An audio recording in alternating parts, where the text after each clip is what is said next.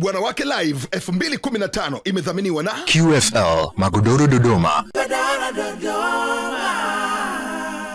Family Dent, harufu fresh, kicheko zaidi. Na Wildaf Tanzania. Ukatili wa kijinsia si jambo la kuvumilika. Toa taarifa kwenye vyombo vya sheria.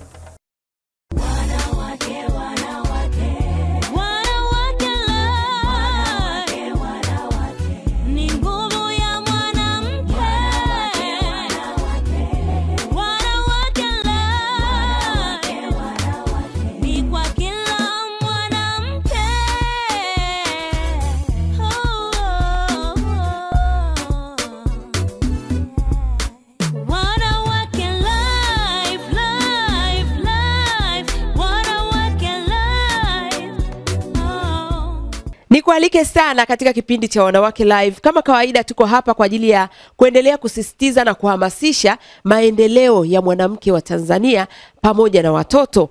Kwa sababu tunataka maendeleo katika familia, katika jamii na katika taifa letu. Kwa hiyo kwa vyovyote vile wanawake wakiweza kupata elimu, wakiweza kuelimika, wakiweza kuwezeshwa kwa kiwango kikubwa, basi taifa letu litakuwa ni taifa lenye maendeleo makubwa kabisa. Kwa ajili hiyo ndio maana kila wiki tuko hapa kwa ajili ya kuweza kukumbushana mambo kadhaa ambayo lazima tuyazingatie kama jamii ili tuweze kuwapa wanawake nafasi katika jamii yao. Mimi naitwa Superwoman Joyce Kiria, niko nao QFL watengenezaji wa magodoro Dodoma, niko na Wildaf Tanzania pamoja na Family Dent. Lakini mimi napewa muonekano mzuri kabisa na Rosie Brazilian kwa upande wa nywele, bila kusahau Wainde ambaye yuko pale Kinondoni, yeye ndio amenivalisha siku ya leo. Ninaomba nikualike sana, naenda break kidogo tu, nikirudi nikuambie sasa leo tumekuandalia nini, lakini nikutonye ni swala zima au ni mziki mzima wa uchaguzi mkuu 2015. Karibu.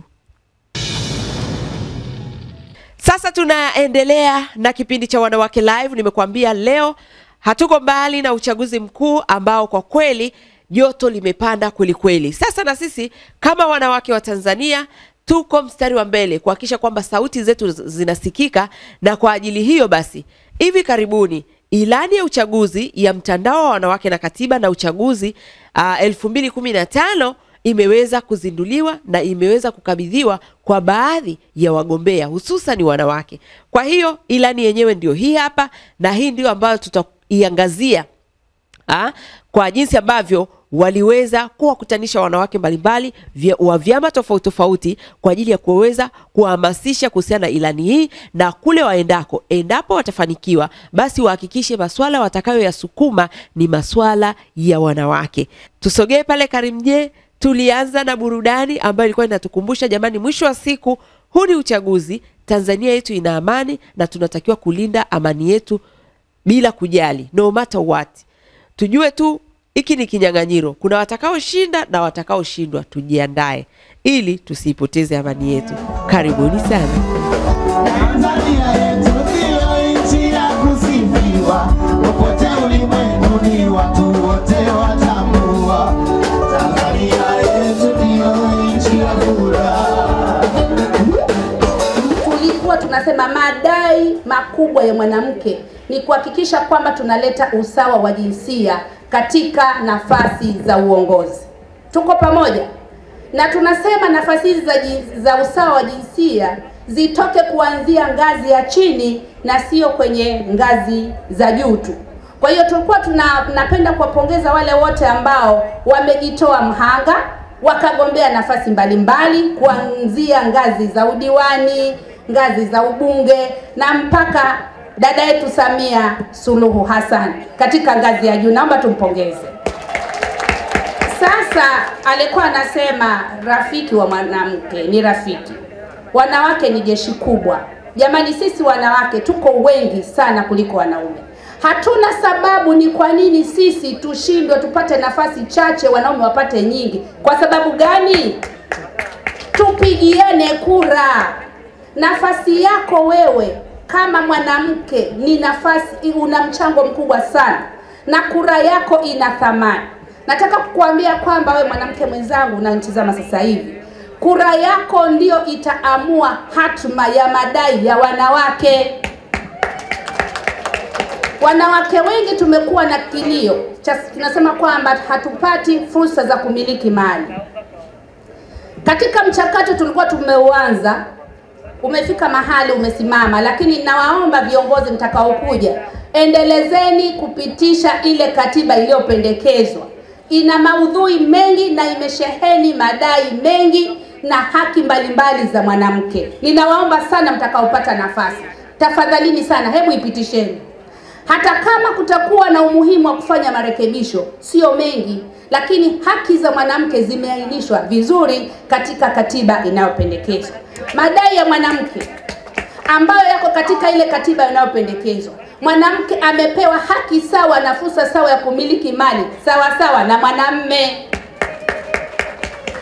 Mimi ambaye ninafanya kesi nyingi, tena ninafanya za mirathi, kilio kikubwa cha wanawake ni pale wanapofiwa na mume wao, anafukuzwa, anaambiwa ondoka pia nao, wala watoto wewe hukuja nao, waache hapa, lakini wewe nenda, nyumba hata shamba hata nenda.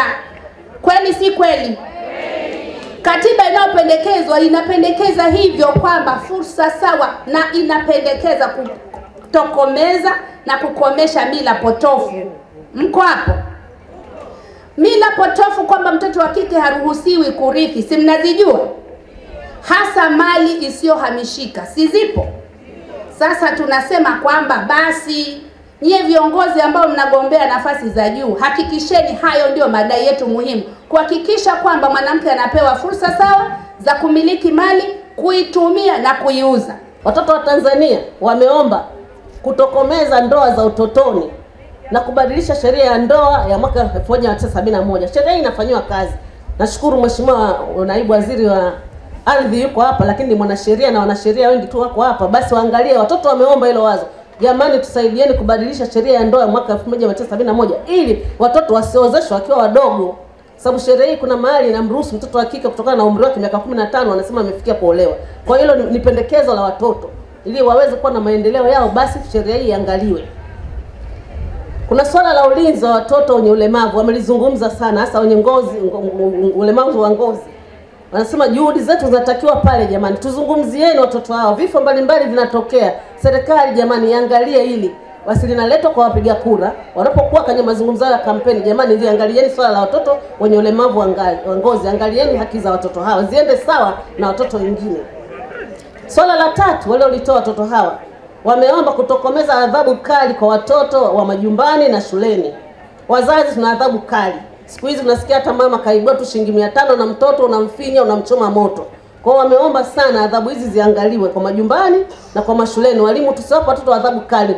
Namuona hapa Ave Maria amesema walimu hapo. Kwa hiyo naomba walimu swala hili lichukuliwe. Watoto wanaomba haki yao katika kuangaliwa, kutokuchapwa, kutokufinywa sana, kukuchomwa moto. Kwa hiyo wanaliomba hili na linafikishwa kwa viongozi wao watakao kuja. Jamani, kwenye kampeni watoto waangaliwe kwenye masuala haya. Malezi na makuzi ya mtoto ni jukumu letu sote. Wameandika wenyewe, malezi na jukumu la mtoto ya mtoto ni jukumu letu sote. Swala lao la 4 wakasema wasikatishwe masomo na warudishwe darasani mara moja. Iwapo mtoto kwa bahati mbaya amepata mimba, kuna vishawishi mbalimbali, na mara nyingi sisi wenyewe wazazi wa kiume tunaingia vishawishi, tunawatia mimba watoto wetu wa kike. Basi serikali iangalie kumrudisha mtoto huyo shule mara moja, kwa sababu tayari anamrudisha nyuma kimaendeleo. Kwa hiyo swala wameliomba liangaliwe pia. Na huduma za elimu na afya zisogezwe karibu na jamii. Hapo wakiangalia tena haki zao za ulinzi. Shule zinapokuwa mbali, huduma za afya zinapokuwa mbali, mtoto anapotembea kutoka mahali fulani kwenda mahali fulani kilomita nyingi, ni rahisi sana kukutana na vishawishi mbalimbali, kukutana na majanga mbalimbali. Kwa hiyo wameomba huduma hizo zili kusogezwa. Watu wa kampeni mmeomba hivyo na watoto, jamani, mnapopiga kampeni zenu muangalie watoto hao. Tupitishe wanawake kwenye ngazi ya udiwani, ubunge na hizo ngazi za taifa. Hebu tuchague wanawake wenzetu. Sasa leo kazi kubwa mimi sio kupiga kampeni, ni kuonyesha furaha ya Ulingo. Ulingo imefanikiwa kuwaunganisha wanawake.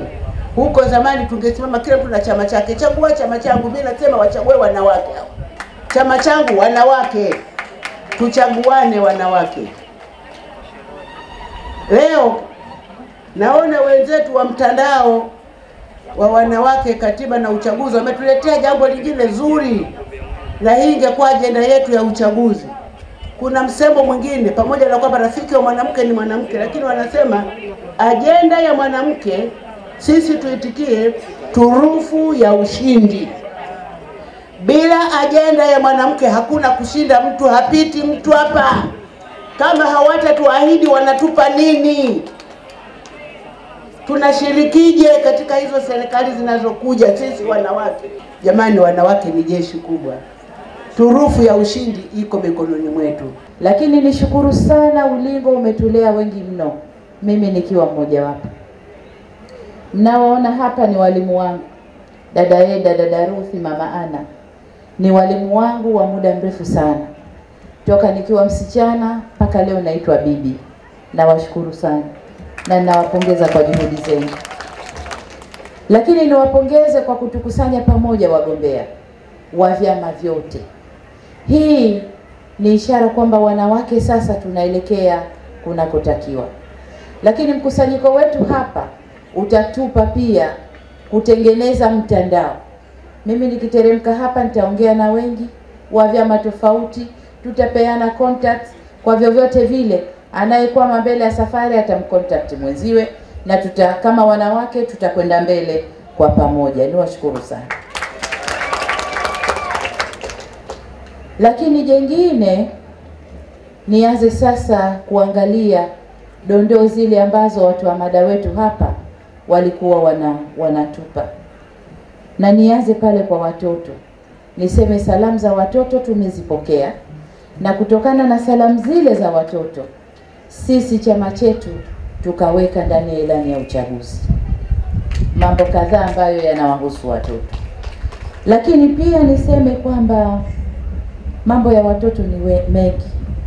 Sisi kama wazazi, kina mama kama wazazi, na tunaambiwa uchungu wa mwana aujuae ni mzazi, si ndio? Lakini mzazi mwenyewe ni mzazi mwanamke ambaye ndio umehangaika na mtoto tumboni miezi 9, umekula udongo, umekula mkaa, umekula embe mbichi, umekula ukwaju, umetafuna barafu ndio lunch, utaki chakula kingine. Kwa hiyo mtoto akipata matatizo, mzazi uliyeshika huyo mtoto miezi 9 tumboni na siku moja chungu sana ya kumtoa, ndio unapata uchungu zaidi. Baba hatusemi hawana huruma, hawana uchungu, wanao, lakini mama tuna uchungu mkubwa zaidi. Kwa hiyo yote yaliyosema kuhusu watoto, kwa niaba ya wagombea wenzangu tumeyapokea na tutayafanyia kazi. Wagombea mpo? Nasema kwa niaba yetu sote, si ndio? La pili, la mwanasheria.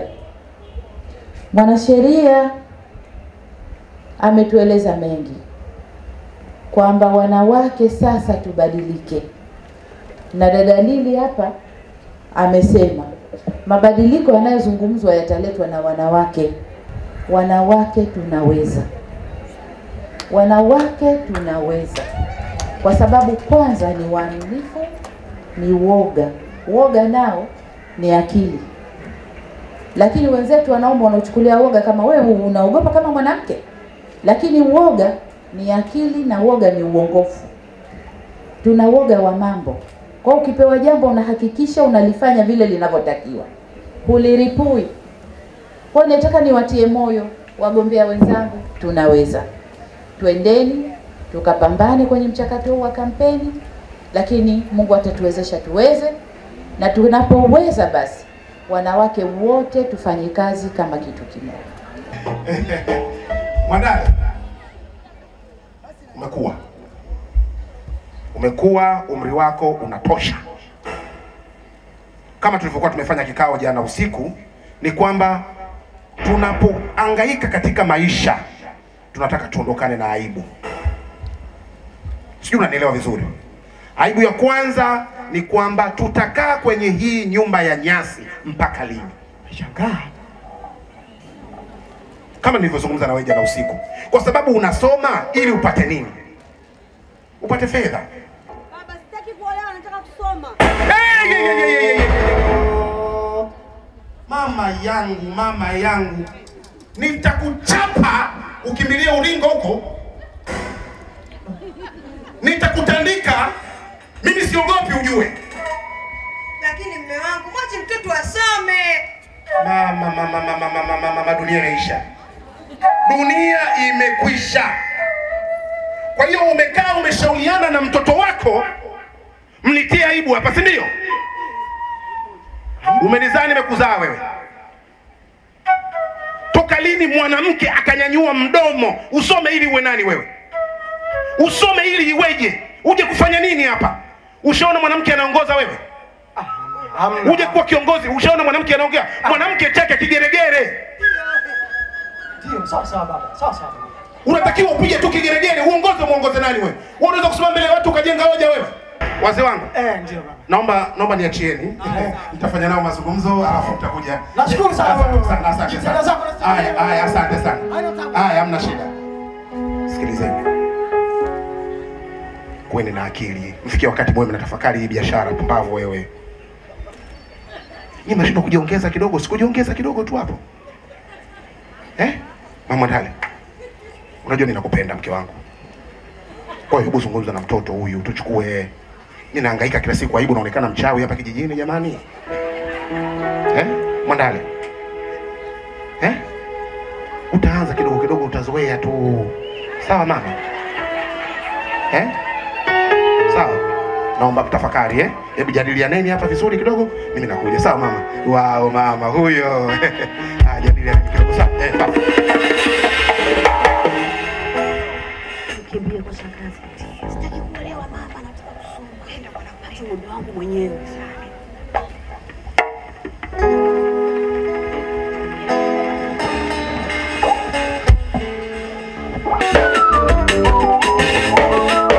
Kabla ya hapo, yule baba mnamkumbuka? Yule baba yangu mnamkumbuka? Aje hapa akili mbele yenu. Akili ujinga wake mbele yenu, aje hapa. Mwanangu. Alitaka kunibadilisha na ng'ombe. Ng'ombe hana kaburi. Mmewahi kuona ng'ombe kazikwa na kaburi? Basi mama. Na heshima kawekewa. Mimi kwenye kaburi langu kutaandikwa alikuwa mwanamke shujaa anayejua kujieleza mbele za watu. Basi mama. Basi mama. Lazima wakae. Mama, nisamehe mama. Ulitaka ng'ombe babangu? Ng'ombe wale nimekununulia. Mama, tushaongea tumeyamaliza. Ulitaka gari? Magari hayo umeyapata. Unataka nini tena? Nyumba ya ndoto yako nimekujengea Kijerezi. Mama, basi jamani, msinicheke. Ni kutokujua tu mimi mwenzenu jamani. Wakina mama, naomba mnisamehe, niko chini ya miguu yenu jamani. Lazima wakae. Naomba mnisamehe, ni kutokujua. Mimi nitakuwa balozi wa kina baba wote. Nitawaambia, nitatembea kila kona ya Tanzania.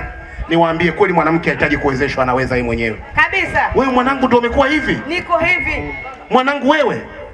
Jamani, naomba tufurahi tusherekee pamoja. Mwanamke anaweza. Hakuna kama mama, hakuna kama mwanamke.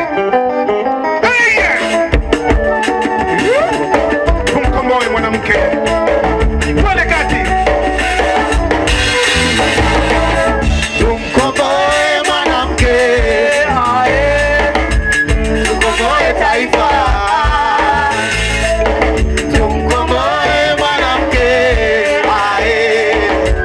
Tukomboe taifa.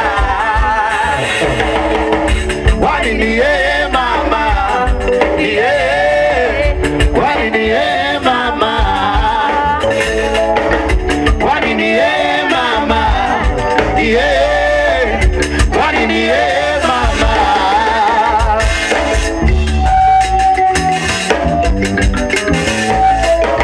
Taifa bora huanzia tumboni mwa mama. Taifa bora huanzia tumboni mwa mama.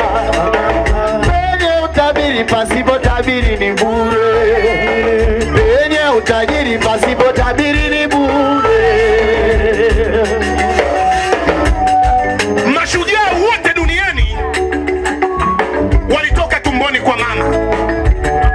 Hata jogoo alianza na yai kwanza, kisha kifaranga. Chini ya mbawa za mama yake akatunzwa, akalelewa, akaamsha ulimwengu. Watu wakasema jogoo shujaa. Kipi kiheshimiwe? Kipi kiheshimiwe? Atakuwaje shujaa kama hajatoka tumboni kwa mama? Wanawake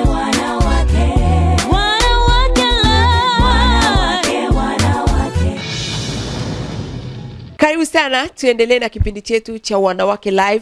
Leo kama kawaida jamani, na sisi habari ya mjini ni uchaguzi mkuu 2015. Na katika uchaguzi huu tunataka sauti za wanawake zisikike, tunataka wanawake wapate nafasi katika maeneo mbalimbali ambayo wamejitokeza kugombea, ili kwamba waweze kufika katika meza zile za maamuzi, tuweze kushiriki kufanya maamuzi pamoja, tofauti na siku zote ambazo wanawake wanapokuwa wachache katika nafasi za maamuzi, tunaamuliwa, yani wale wanaoamua sio sisi. Kwa hiyo wao wanaamua kulingana na vipaumbele vyao. Ndio maana wanatengeneza barabara kwa sababu wao ndio wana magari, walio wengi ndio wenye magari.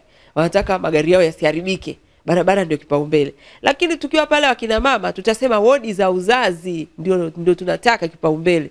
Na tukiwashinda wodi za uzazi, hakuna kuzalia chini, hakuna nini, hospitali ziwe na madawa kwa sababu sisi ndio tunauguza, yani hivyo. Jamani, sasa nimekwambia baada ya kuona jinsi ambavyo wanawake wamepewa ilani, basi wakati huu tunakwenda kuona sasa wanawake wengine wa baraza, linaitwa Baraza la Wanawake Chadema, walivyoandaa mkutano wao na kuzungumza na kiongozi anayegombea nafasi ya urais kwa ajili ya kumweleza masuala ya msingi ya kuzingatia ya wanawake. Nikukaribishe sana, na hapa alialikwa mwanaharakati mkongwe kabisa Mama Gema Kilimali, na akaja pale akamwaga nondo zake na akazielekeza hasa kwa kiongozi mkubwa lakini pia kwa first lady mke wa rais, endapo watapata ridhaa ya kuongoza taifa, first lady anatakiwa kufanya nini. Ni miongoni mwa vitu ambavyo vilinibariki sana sana sana. Basi mimi nakukaribisha uweze kusikia yale ambayo yalijadiliwa katika mkutano huu ulioandaliwa na Baraza la Wanawake Chadema maarufu kama BAWACHA, ili uweze kusikia hayo mambo ya msingi kabisa kwa ajili ya wanawake wa Tanzania. Karibu sana.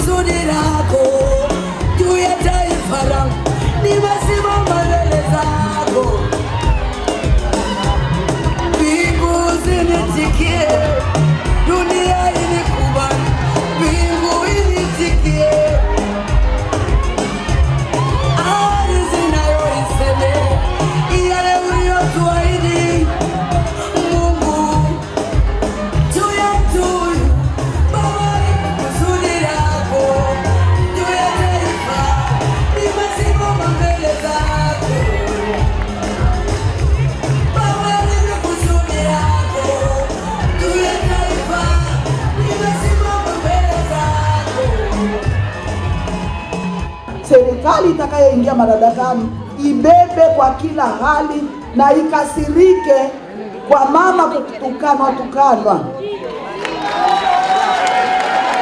Naomba utekelezaji wa mikataba.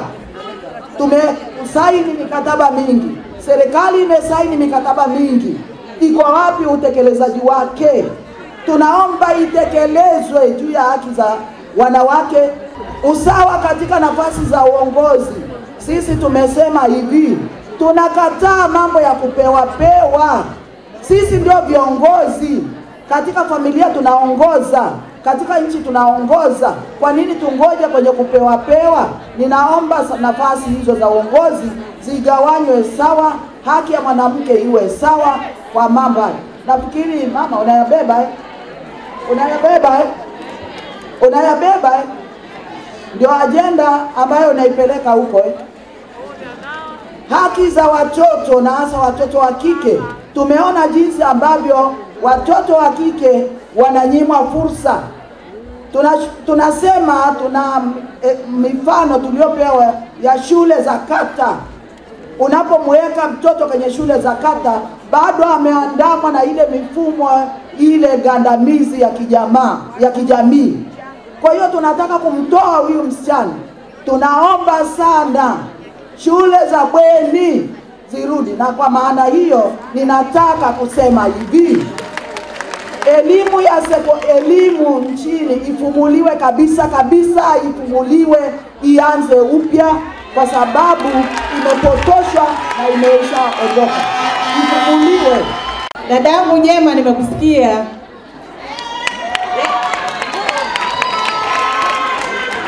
Kule nyumbani mimi nitakuwa naongea ya kifamilia tu. Ya kikazi anabaki kazini na kwenye viwanja kama hivi.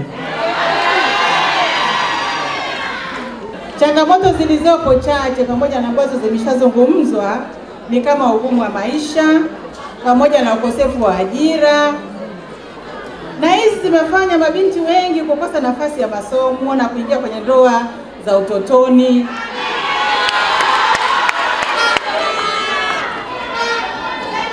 Kupata mimba katika umri mdogo.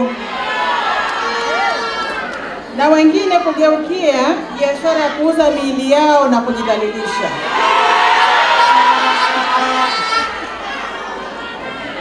Wadada wa kazi kwa mfano nyumbani, wengine wamepewa majina kama beki tatu. Na wengine wanaishi kwenye mazingira ambayo ni magumu sana.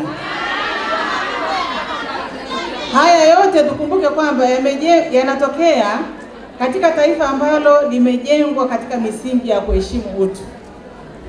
Ndugu zangu, katika taifa letu wanawake wana haki sawa na wengine wote. Lakini hapo tujue kwamba kuna sheria kandamizi zikiwemo za mirathi, sheria za ndoa na nyingine nyingi ambazo zinamnyima mwanamke fursa ya kuweza kumiliki ardhi kama mali kwa usawa kabisa na mwanamume. Sasa basi, sisi kama wanawake tujiulize, ni wakati gani ambao maamuzi yetu yataenda kubadilisha haya yote?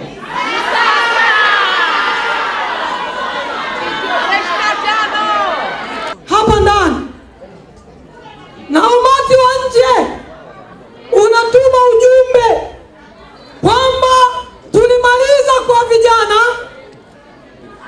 sasa tumeshamaliza kwa kina mama. Nikuhakikishie Rais mtarajiwa na mwenyekiti wangu wa taifa Mheshimiwa Freeman Mbowe, hii ngoma ilianza leo, hili rasharasha tunaenda mikoa yote.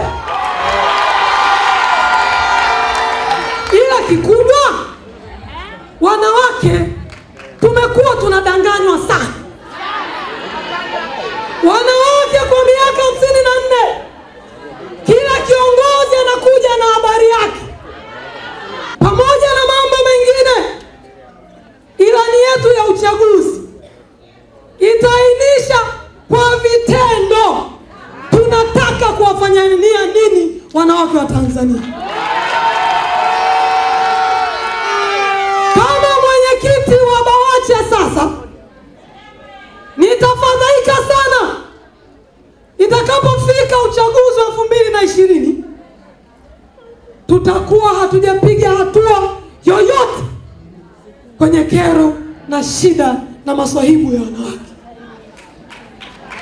Kwa niombe, huu ukombozi wa pili ambao tunautafuta, wanasema sio ukombozi, tuishakomboka. Tuwe wa kweli kwa wanawake. Wanawake ni jeshi aminifu. Mwanamke akikubali mpaka kwenye sakafu ya moyo wake hawezi kugeuka. Kwa hivyo kama kuna watu au kuna mtu au kuna kiumbe cha binadamu kinachostahili kuheshimiwa, ni mama.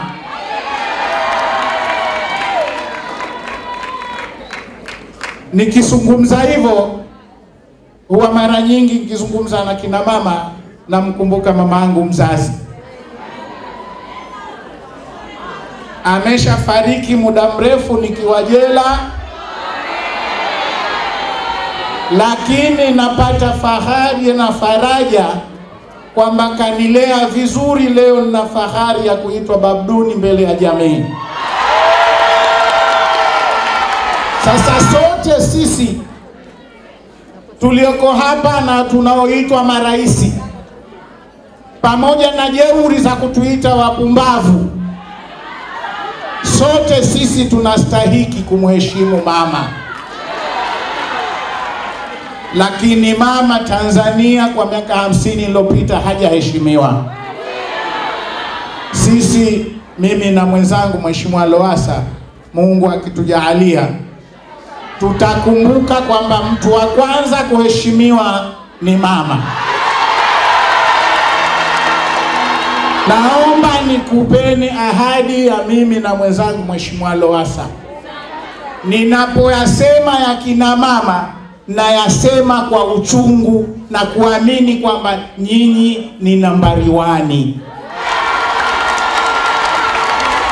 Mungu atujalie, mutupe nafasi tufike Ikulu, tuwasaidie mupate heshima munayostahiki, tuwasaidie angalau basi mkenda kuzaa muheshimiwe, tuwasaidie mupate haki zenu kama vile wanavyopata wengine.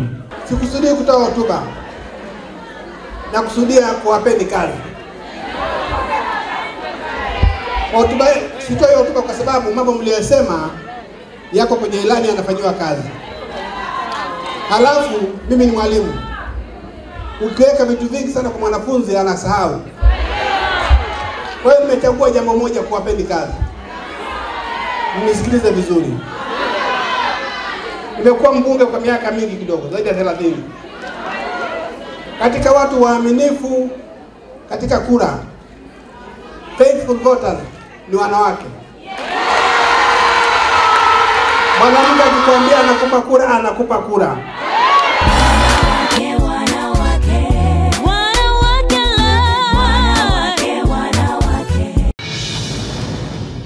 Basi bila shaka nina imani umeweza kuona pande zote kule Karimjee ambako tulikuwa na Mama Samia na wanawake wengine wote ambao wamejitokeza kugombea kupitia vyama mbalimbali, lakini vile vile tumeweza kuona baraza la wanawake Chadema na wao wakiwa wamewakaribisha viongozi wao wakuu. Yote kwa yote ni kwa ajili ya kuweza kulobi kufanya masuala ya wanawake yaweze kusikika, yaweze kuchukuliwa na kuwekewa kipaumbele, kwa sababu yakifanyika hivyo sio mwanamke mmoja, sio wa CCM, sio wa Chadema, sio wa ACT, sio wa kafu, sio ambao hawana vyama, ni wanawake wote wataweza kufaidi sio tu rasilimali za nchi, lakini pamoja na huduma bora, huduma mbalimbali katika jamii yetu.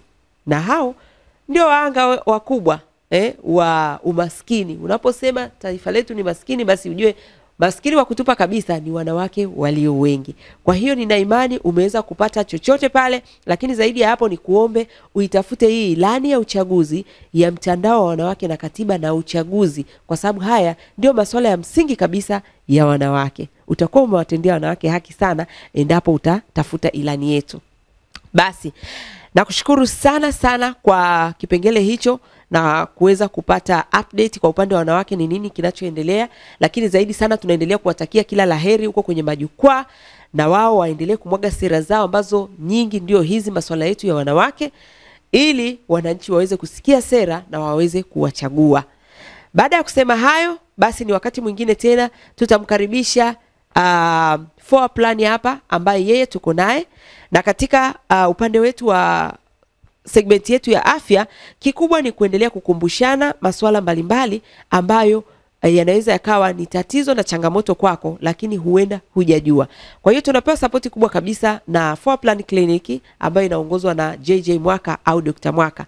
Leo tunamalizia na mwanamke ambaye amekuwa ni muhanga wa tatizo la uzazi na mpaka sasa hivi hajalipatia ufumbuzi. Kwa hiyo katika ile ziara yetu tukakutana naye.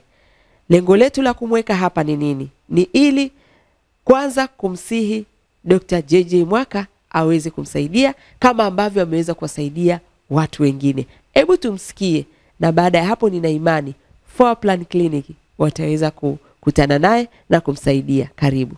Latifa, karibu sana. Mambo? Poa. Hebu tuambie, wewe ulikuwa unasema na wewe utaenda for plan. Una tatizo gani? Kizazi kinanisumbua. Kusumbua kwa muda gani? Na miaka mingi tu. Tangia 2001. Kwa sababu nimemzaa mwanangu bahati mbaya wa kwanza, nimemzaa tangia 2001, kwa hiyo sijabahatika tena kuzaa. Mpaka hivi nimekaa na mwanamume miaka 6, nikaachana naye, nikakaa na mwanamume mwingine miaka 2.5. Wazazi akasema huyo wazai ni mkubwa, ikabidi niachane naye na tena. Kwa hiyo basi nikabidi sasa kusema mimi na tatizo la kizazi hivi, basi ngoja nishughulikie mimi mwenyewe. Kwa hiyo kila nikipita nimeenda sana kwa waganga, sijafanikiwa. Hospitali wanasema unaenda kapime, naenda napima mkojo, si dawa, naandikia dawa hii, lakini bado sijafanikiwa kwa kweli mpaka sasa hivi. Ila ndugu zangu wanazaa kama mnavyowaona, unaona. Basi nikamwona dadangu na amesema ameenda kwa Dr. Mwaka, nashukuru amefanikiwa. Sasa na mimi nikaanza kuvutiwa, akasema niweke hela kwa sababu hela zenyewe za kukoteza hivyo hivyo, nafanya biashara leo inatoka, kesho haitoki. Akasema niweke hela na mimi Mungu akinijalia basi nitaenda huko kwa Dr. Mwaka na mimi nikajaribu bahati yangu, kama Mungu amenisaidia nitazaa. Kwa ni kikubwa sana ni kizazi.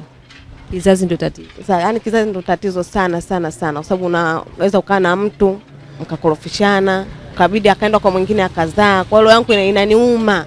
Kwa nini mimi sizai mpaka sasa hivi? Nawaza, nakonda, nafikiria, wakati mwingine nanenepa, wakati mwingine nakonda, akasema ni basi ndio maisha yangu. Kwa mimi nilikuwa nasema tatizo langu sasa kubwa ni kizazi tu. Je, ningepata sehemu kama hivyo na mimi nitibiwe, nizae, niwe na furaha. Kwa sababu leo natamani ulewe, lakini nashangaa kuja kuolewa na sasa inarudi nyuma. Hivi nikiolewa si ndio hata nikutaka sitaki hata kuolewa. Basi naishi tu hivyo hivyo mwenyewe. Usijali wala usilalamike sana. Mimi naomba nikutie moyo, inawezekana. Kwa sababu for plan wapo na sisi tutakusaidia ufike uweze kutibiwa. Basi Mungu akijalia utapata mtoto mwingine. Nashukuru kwa hivyo. Yaani nashukuru sana. Lini uko tayari kwenda kwa Dr. Mwaka? Hata kesho. Hata kesho. Haya basi mimi naomba tukutane kwa Dr. Mwaka. Sawa? Asante sana. Asante. Haya. Kwa kweli sina la kusema. Huyu mama ameongea kilio cha wanawake wengi sana. Wengi mno. Kwa hiyo kikubwa ni kwamba tunashukuru tunaye mdau mkubwa For Plan Clinic ambaye anawasaidia wakina mama wenye matatizo kama haya. Tumuombee Mungu. Nina imani wakati mwingine tukikutana na yeye baada ya muda, baada ya kupata matibabu kutoka For Plan, atakuwa ana furaha. Atakuwa anatoka machozi ya furaha, tofauti na leo ameongea kwa uchungu sana. Unaona anacheka, lakini sio anacheka kwa sababu anafurahi. Anacheka kwa sababu ana uchungu mkubwa sana. Anyway, sisi tutasaidia kadiri tunavyoweza. Lakini wakina mama tusikate tamaa, inawezekana. Ukisikia sehemu ambazo unaweza kutibiwa, nenda. Hicho ndio kikubwa. Huo ndio ujumbe mkubwa ambao tumeupata. Katika ziara ya kutembelea waliofanikiwa, nimekutana na ambao wamekata tamaa, wanahitaji msaada. Tuwasaidie. Jamani, mpaka hapo niseme muda wetu umeyoyoma kabisa, lakini na mambo muhimu kabisa ambayo nataka kumaliza nayo. Kwanza ni kuhusiana tu na uchaguzi. Naomba nikutahadharishe, niwatahadharishe Watanzania wenzangu kwamba huu ni uchaguzi, ni kinyang'anyiro. Kama ambavyo tuliona kura za maoni, kuna watu ambao hawakuweza kupita, lakini maisha yanaendelea. Sawa. Kwa hiyo uchaguzi nao utapita mwezi wa 10. Lazima maisha yaendelee. Naomba tusifanye siasa za kuweza kutupeleka sehemu ambayo tutashindwa kusalimiana, tutashindwa kuongea, tutashindwa kusaidiana kama ndugu, jamaa na marafiki. Tuachane na siasa za namna hiyo. Mwisho wa siku tujue wale ambao tunawapigania wao ndio ambao watakuwa wamepata nafasi, watatuacha sisi tunaendelea kununiana, kugombana, na haitatusaidia, sana sana itatuumiza. Kwa hiyo mimi naamini kuna maisha baada ya siasa, kuna maisha baada ya uchaguzi, na hivyo sioni sababu ya kugombana. Kama ulivyoona, mimi popote nikikutana na mtu yeyote wa chama chochote ni rafiki yangu, ni mshikaji wangu, kwa sababu mwisho wa siku atakapokuwa anaenda kupiga kura huwezi kujua. Leo unaweza kumuona anashabikia chama fulani, akifika kwenye kura pale akampigia mtu mwingine. Kwa hiyo tusidanganyike, tukaharibu amani yetu, tukaharibu ndugu wetu, ujirani wetu kwa ajili ya haya mambo. Tuyachukulie ni kama ushabiki wa mpira ambao utapita na maisha yetu yaendelee. Ila hakikisha unachagua mtu mwenye sera, sio kwa sababu amekuletea chochote ambacho kwa miaka 5, kwanza utatumia leo na itaisha. Utavaa kitishe kitaisha, utavaa kanga itaisha. Hebu chagua mtu ambaye unajua ataenda kupigania kule kwa miaka 5 ijayo ili maisha yaweze kuwa nafuu zaidi.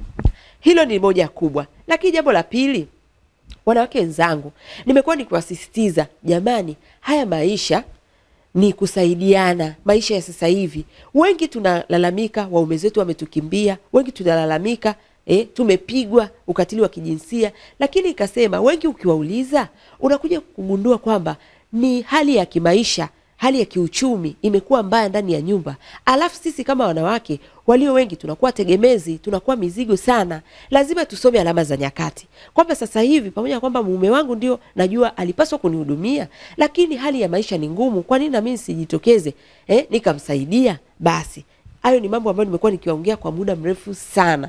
Na kwa ajili hiyo nataka tu nishare na wewe kwamba ni kwa faida tu, kwamba kile ninachokiongea mimi pia nakitekeleza.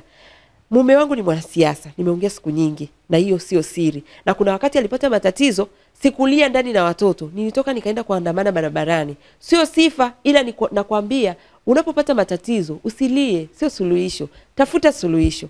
Kwa hiyo nikahangaika na mume wangu, nikaenda Tabora, nikarudi na watoto muda mrefu, lakini mwisho yale mambo yakapita.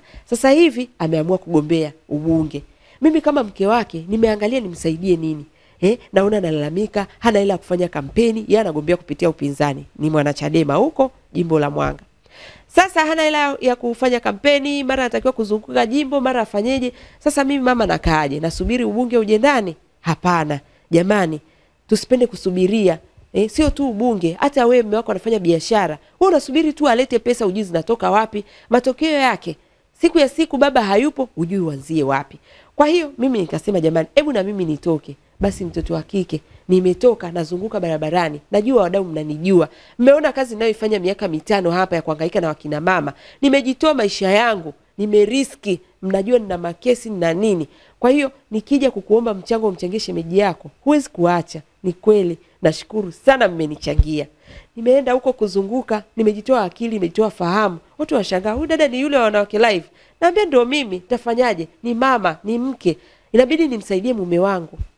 Kwa hiyo kuna wanaume wamefurahi, wanasema jamani, natamani tungekuwa yani mimi tu nimepata mke wa namna hiyo. Sasa naomba waume zenu jamani wasitamani kuoa mwanamke wa namna yangu, ila hata wewe uangalie unamsaidiaje hapo alipo. Jamani, muda ni mchache. Ila haya mambo ningependa kuja kuyazungumza sana. Nimeandaa tarehe 27. Tarehe 27 mwezi huu wa 9 tukutane pale Millennium Tower pale. Kuna ukumbi unaitwa Kisenga Hall. Pale tuzungumze kwa kirefu, nitakwambia mengi sana. Nitakwambia kwa nini mume wako ana mali nyingi na kwa nini hajakushirikisha katika biashara zake. Tutakueleza. Kwa hiyo nitaka nimalize hivyo kwamba jamani tusaidie wenzetu. Awe mwanasiasa, awe mfanya biashara, awe mfanya kazi. Kuna namna yoyote unaweza ukamsaidia na akajua kabisa huyu mama ananipenda, huyu mama yuko kwa ajili yangu. Alafu maisha yakawa ni amani ndani ya nyumba, mkaishi maisha mazuri, mahaba tele, mapenzi tele. Ni hayo tu kwa sasa. Naomba ni kuage na kuwashukuru wadhamini wangu, QFL watengenezaji wa magodoro Dodoma, Wildaf Tanzania, Family Dent, Rosie Brazilian, asante sana kwa nywele nzuri, Wainde wa Kinondoni pale, asante sana kwa gauni nzuri.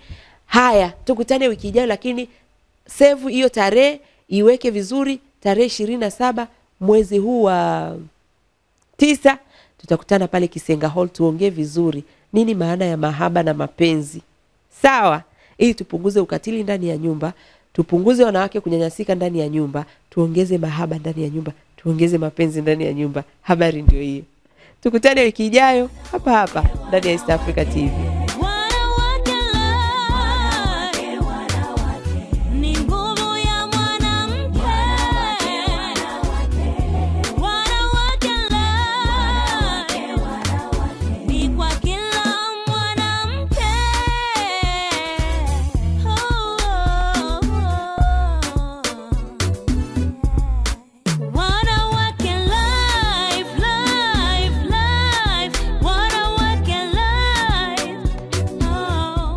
Wanawake Live 2015 imedhaminiwa na QFL Magodoro Dodoma.